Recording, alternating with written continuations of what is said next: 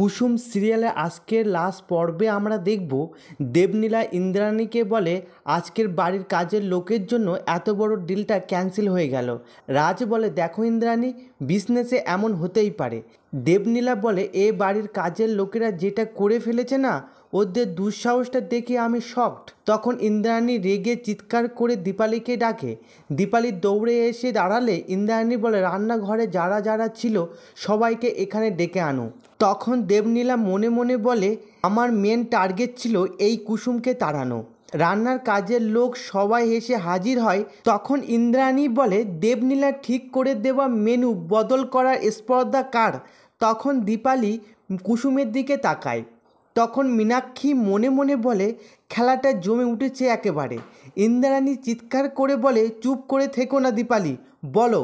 তখন কুসুম ভয় পেয়ে যায় ইন্দ্রাণীর চিৎকার শুনে। মীনাক্ষী বলে দীপালি, তুমি তো বহু বছর ধরে এই বাড়িতে কাজ করছো, আজকে তোমাদের মধ্যে একজনের ভুলের জন্য এত বড় ডিলটা ক্যান্সেল হয়ে গেল, তারপরেও সবাই মুখ বন্ধ করে দাঁড়িয়ে আছো। আয়ুষ বলে কাকিমণি দেখো, ওদের তো কোনো দোষ নেই, তোমরাও তো সবাই খেয়েছো, রান্না কিন্তু সত্যি খুব ভালো হয়েছিল। তখন ইন্দ্রাণী আয়ুষের দিকে আঙুল তুলে বলে কথাটা ভালো মন্দের নয়, কথাটা হচ্ছে আদেশ পালন না করবার।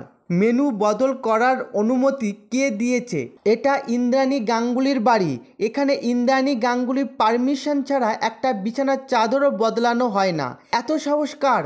তখন দেবনীলা কুসুমের দিকে আঙুল তুলে বলে এই মেয়েটা কুসুম। তখন কুসুম ভয় পেয়ে যায়। তো বন্ধুরা, ভিডিওটি যদি ভালো লাগে তাহলে like, comment, share and subscribe করবেন।